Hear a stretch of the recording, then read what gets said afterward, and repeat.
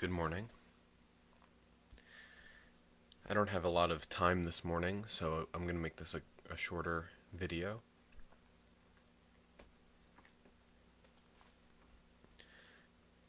I'm going to start by reading one or two of the aphorisms from Max Horkheimer's Dammerung, which I've already read a few.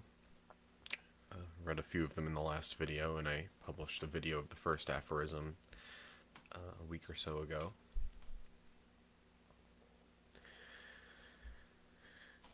A little sip of coffee first.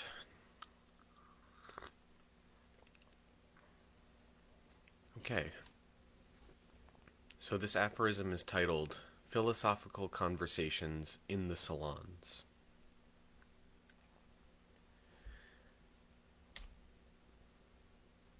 Fields of inquiry are unlimited.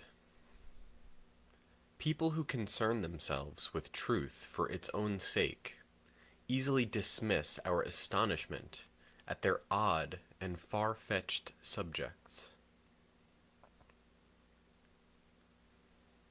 Can't anything at all become important in some way or another? But more than the problem under discussion, what really interests me about the talk in high society is the reason behind its pompousness. That's how I found out that a good deal of this talk can be explained chiefly by the personal competition for the desire for self-advertisement among the academic participants. They want to show how well they are suited for the job of distracting attention from real problems by training others in obscurantist methods of thinking, by bringing up remote problems. For that reason, mere skill, the level of these discussions, is much more important than their content. Not infrequently, the mere confusion and obfuscation of reality by fuzzy modes of expressions already seems meritorious.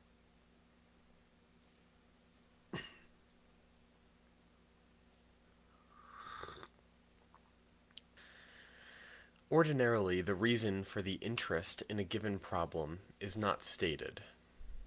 As was pointed out, anything and everything may become important in some way.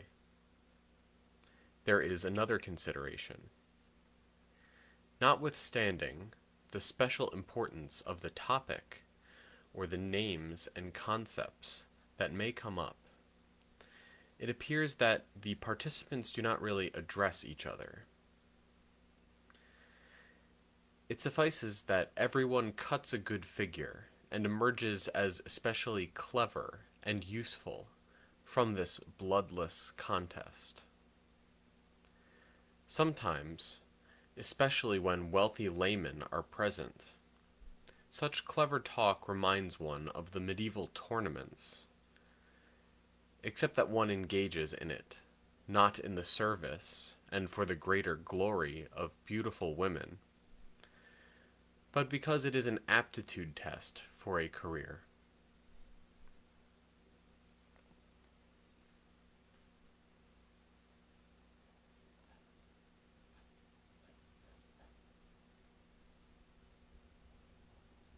Okay, one more.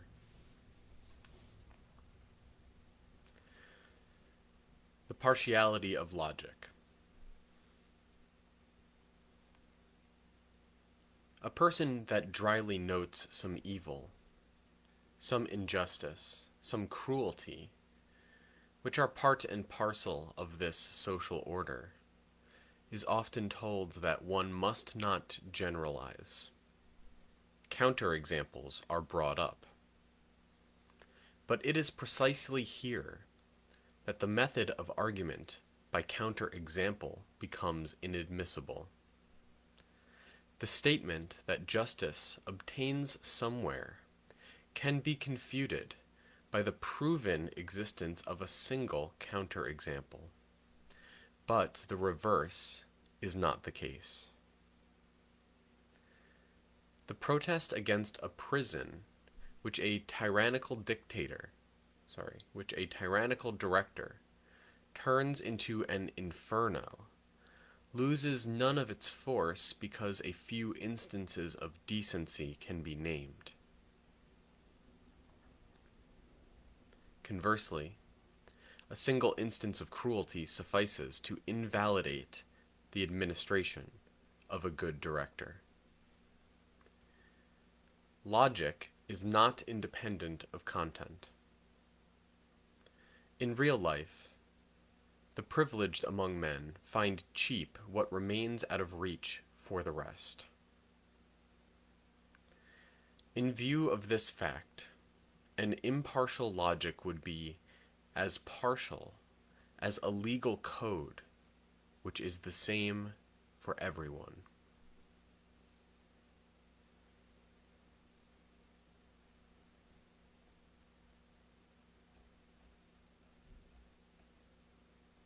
I think we'll leave off there with Horkheimer for today.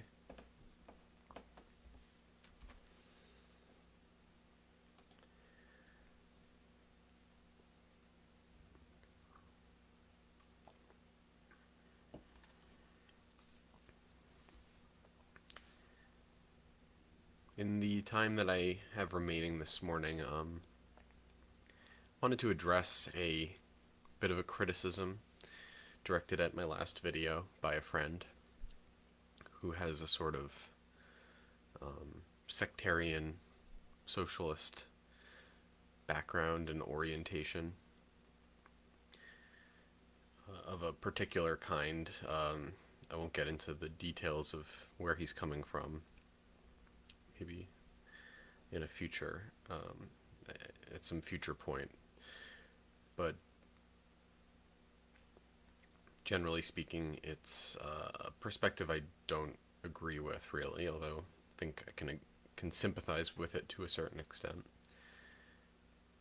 So he said the following: I like your videos and would encourage you to keep making them, but you seem to make the question namely, what is socialism, way more complicated than it needs to be.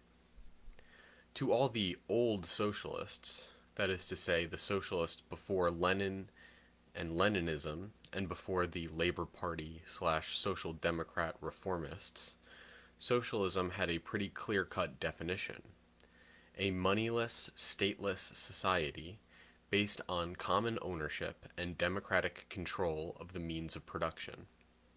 A world in which people take according to their needs and give according to their capabilities, as Marx said.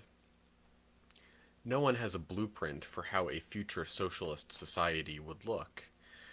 That will be for the revolutionary working class at the time to figure out, but it will have these basic features. So, I agree with that last sentence. I very much agree with the sentiment that it's not for us to say, but for the revolutionary working class to figure out in practice what a socialist society will actually be like, how this society will transform through socialism, through the rule of the working class and their direction of the development of industry beyond the limitations of the reproduction of capital towards a higher end of the emancipation of humanity from labor.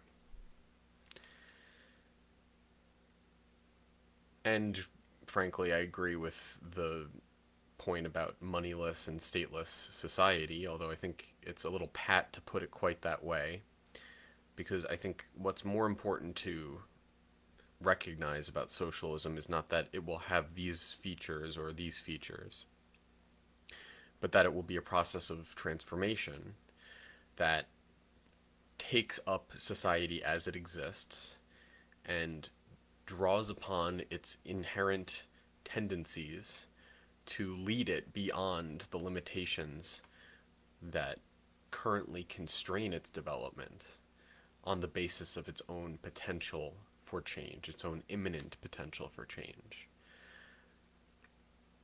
this society that we live in, capitalism, the capitalist mode of production, is self-contradictory in the sense that it has these inner tendencies, this inner potential for change, but it also resists those tendencies.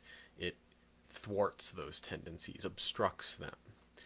And moreover, the very potential for change is what feeds into the resistance. It throws up its own obstacles. In a sense, it's the very potential for change that is obstructing itself because it is not unfolding consciously. It is not an expression of our conscious will as a society, but it confronts us externally as an alien force beyond our control,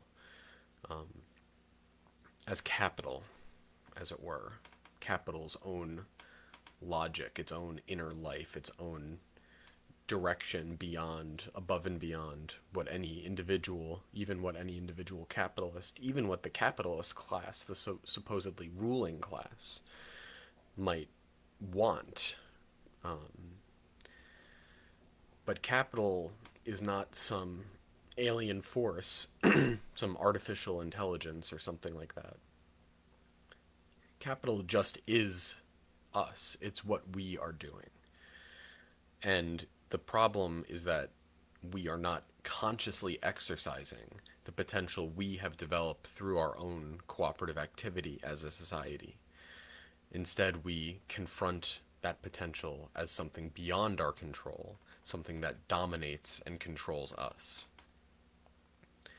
And and the point about the rule of the working class is that the working class would dissolve the fundamental divisions in society with respect to its reproduction, its economic reproduction, so that society as a whole could consciously participate in the direction of the unfolding of this potential rather than being subject to it because it is divided against itself and hence unable to reconcile its collective interest as a society in realizing the potential of its collective activity as a society, as a socially productive unit in its totality.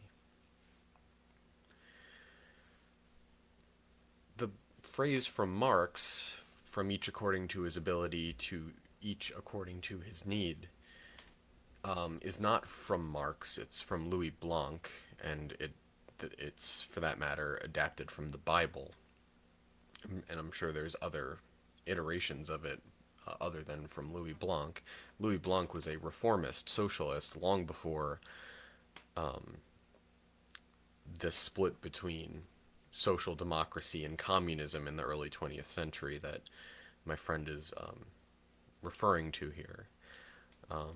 Louis Blanc was I think I mentioned him in one of the, or rather, Monty Johnstone mentioned him in the essay I read a few videos ago, as one of the leaders of the French Social Democrats in the 1840s that Marx and Engels saw themselves as allied with. And he participated in the revolutionary government in France in 1848 as a representative of the working class on the basis of his socialist program for society, famously as outlined in his book, The Organization of Labor. And Louis Blanc was, his idea was essentially that by participating in this revolutionary bourgeois government and bringing to bear the influence of the working class and its demand for the amelioration of its condition, specifically the relief of unemployment, that society could gradually integrate this socialist idea through reforms and transform itself, and in that way overcome this growing problem known at the time as the social question, the social disruption caused by the increasing transformation of society through the Industrial Revolution, most notably, but not solely, the increasing mass unemployment that was uh, that was creating all sorts of other problems, but was also, of course, a problem unto itself, not just for the unemployed, but also for the employed workers, and frankly for the rest of society as well. So that phrase comes from him, not from Marx. Marx, as again, as Johnstone mentioned at the beginning of his essay, would would take his ideas as he found them. That's he used the Molière quip. I take my good where I find it. Marx would take up aspects of, programmatic points, not not he wasn't really interested in coming up with, these sorts of things on his own, but with clarifying the visions of people that were reform minded to help them understand, first of all, why those demands were arising, what they pointed to, what need they pointed to, and what potential they pointed to, but also how they were expressions of a process of historical transformation that outstripped any particular need, any particular demand, and that had to be understood and engaged with consciously in order to realize the potential that need and that demand expressed. So, in short, Marx's point would be all of these demands and all of the needs that they're attempting to meet are expressions of the need of the working class to take political power and to implement the demands that were being raised themselves, rather than remaining in this position of dependency and domination and impotence, and simply expressing discontent so that it could be met within the existing order or suppressed.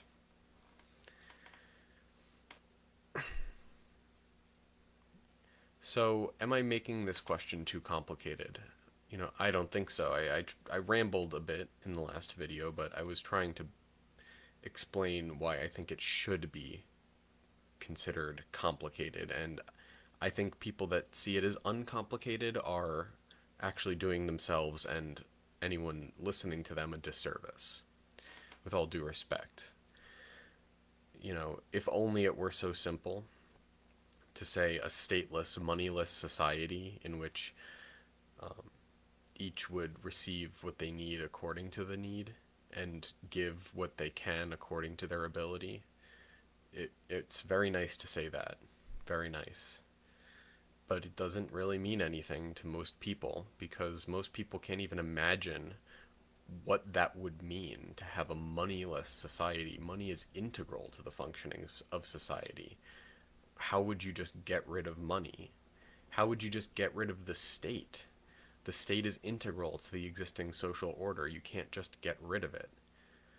So saying that to someone, of course there are idealists out there that might be able to latch on to some kind of radically different notion of society and take it up positively, but they aren't necessarily going to be leading people anywhere. I mean, people with that sort of idealism tend to be somewhat disconnected from reality. There's usually a material basis for that disconnection. They're usually free to fly, they're usually free to fly free from social constraints because they are, you know, unbounded by them in the same way others are. Little amateur sociological speculation there, but, you know, I mean, I think it's fair to say that the sort of speculation about a potentially radically different society, that is important. That is an element of the socialist tradition, of course, but socialism is not simply that sort of speculation. Even if you say they don't have even if you try to push aside the question of blueprints and try to make it a more abstract proposition, that doesn't necessarily help. In fact, I'd say people that are coming in with a blueprint at least seem more serious than someone who's just going to say negatively, well, we won't have the state and we won't have money. It doesn't really mean much to people. What people need is as a concrete idea of how the society they live in can change, and in a way that would meet their interests, that would be desirable to them, that would resolve the problems that they're confronting. And just getting rid of the state or just getting rid of money, maybe that would solve some problems, but it would create all sorts of other problems. And even if it would solve problems, there's not even any clear way of accomplishing that, let alone filling the void that would be left in its place. So, I don't think that you can simply say to people, this is what socialism is, it's this. Um, it's more complicated than that. And what the beauty of Marx and Lenin, for that matter, who I think was not only a good Marxist, but the most brilliant Marxist since Marx and Engels themselves, despite what became of the party that he helped build and the Soviet Union itself. Um, I think the beauty of Marx and Marxism is this grasp of socialism not as a vision for the future, but as a force in society that is concretely transforming society. Namely, it's the working class movement itself. Socialism is the potential of the working class movement, the potential that it represents. And that potential is thwarted so long as it is not rendered into the conscious directing force of society. So I think that's where I come back to this last sentence and agree very strongly with the sentiment expressed there. The point about socialism is not that it will lead to this or this or this kind of society. I mean, not to discount those sorts of visions or demands. That stuff is important, and it's important to motivate people to become part of this potentially transformative force. But the point isn't this or that demand, this or that idea.